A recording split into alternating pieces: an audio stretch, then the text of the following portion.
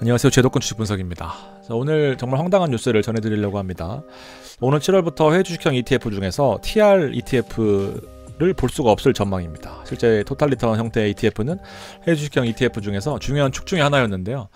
배당금을 직접 받지 않고 자산운용사가 알아서 자동으로 재투자해주는 그런 형태의 ETF가 바로 TR ETF였습니다. 당장 배당금이 필요하지 않거나 아니면 주부나 학생들 혹은 이제 배당금이 1,000만 원이 넘어가게 되면 피부양자 자격이 박탈되면서 실제로 지역가입자로 전환되는 그런 형태가 있기 때문에 이 부분들에 대해서 TR 형태는 되게 필요한 상품 중에 하나였단 말이죠. 이제 그 규모가 무려 6조 원이 넘어갔었습니다. 근데 애초에 금융당국이 이 상품을 승인을 해줘 놓고는 지금 와서 갑자기 시행령을 개정하면서 TR ETF를 없애거나 아니면 변경하라라는 그런 내용입니다. 자, 여기서 들고 나온 것이 바로 조세 형평성 문제거든요. 되게 웃긴 것이 배당소득세를 유보하는 것이 조세 형평성에 어긋난다라는 그런 이유였는데, 근데 국내 주식형 ETF에 대해서는 또 허용한다라는 겁니다.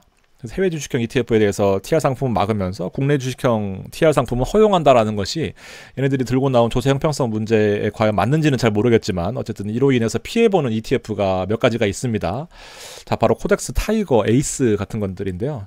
제일 피해가 큰 것이 바로 코덱스입니다. 코덱스 미국 S&P 500 TR 상품은 시가총액이 3조 5천억이 넘어갑니다. 되게 큰 거잖아요. 코덱스 미국 나스닥 TR 역시 1조 7천억이 넘어가니까 이 두 상품으로 인해서 코덱스는 사실 휘청거릴 수가 있습니다. 그리고 되게 중요한 부분 중에 하나가 겹치는 상품이 있을 거 아닙니까?